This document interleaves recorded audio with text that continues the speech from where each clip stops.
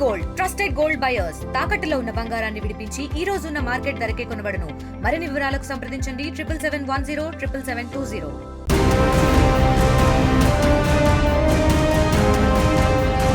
తెలంగాణలో group 1 mains ఫలితాలపై తీవ్ర ఆందోళన నెలకొంది. తమకు అన్యాయం చేశారంటూ అభ్యర్థులు రాష్ట్ర ప్రభుత్వంపై మండిపడుతున్నారు. అసలు టీజీపీఎస్సీ విడుదల చేసిన ఫలితాల్లో ఏం జరిగింది? అభ్యర్థుల ఆందోళన ఎందుకు? వారి డిమాండ్స్ ఏంటి?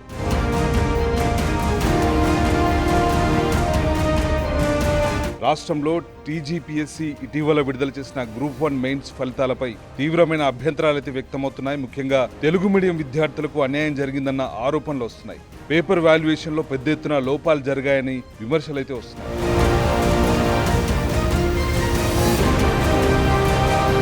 గ్రూప్ 1 మెయిన్స్ ఫలితాల్లో తెలుగు మీడియం అభ్యర్థుల కంట్లో మట్టి కొంటారంటూ విద్యావేత్తలు ఆరోపిస్తున్నారు. ఇక వాల్యుయేషన్ చేసిన వారి విద్యార్హతలు ఏంటంటూ టీజీపీఎస్సీపై ప్రశ్నల వర్షం కురిపిస్తున్నారు. గ్రూప్ 1 సబ్జెక్టులపై ఏమాత్రం అవగాహన లేని ప్రొఫెసర్లు, అసిస్టెంట్ ప్రొఫెసర్లతో మూల్యాంకనం చేయించారంటూ ప్రభుత్వంపై ఆగ్రహం వ్యక్తం చేస్తున్నారు. ఇంగ్లీష్లోని బ్లూ ప్రింట్ను గూగుల్ ద్వారా తెలుగులోకి ట్రాన్స్లేషన్ చేసి మూల్యాంకనం చేసే వారికి ఇచ్చారంటూ ఆరోపించారు. అందుకే తెలుగు మీడియం విద్యార్థులకు అన్యాయం జరిగిందంటూ ప్రభుత్వంపై విమర్శలు గుప్పిస్తున్నారు.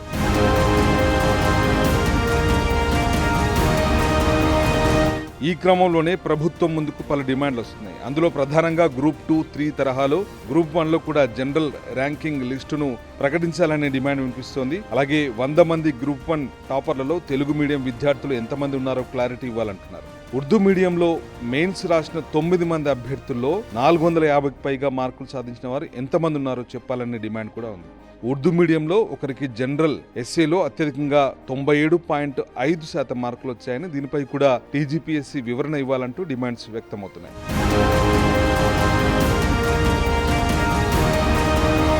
గ్రూప్ 1 మెయిన్స్ పేపర్ మూల్యాంకనం 2 విడతల్లో వేరువేరుగా జరిగింది. తొలి విడతలో యూపీఎస్సీ ప్రమాణాలతో పేపర్ల వాల్యుయేషన్ చేశారు. దీనివల్ల చాలా మంది అభ్యర్థులకు 40 మార్కులు కూడా లేదు. దీంతో రెండో విడత వాల్యుయేషన్ చేసి ఉదారవాదాన్ని ప్రదర్శించారనే ఆరోపణలు ఉన్నాయి. ఈ నేపథ్యంలో గ్రూప్ 1 మూల్యాంకనంపై ఉన్న అనుమానాలను నివృత్తి చేస్తూ తమకు న్యాయం చేయాలంటూ రాష్ట్ర ప్రభుత్వాన్ని కోరుతున్నారు అభ్యర్థులు.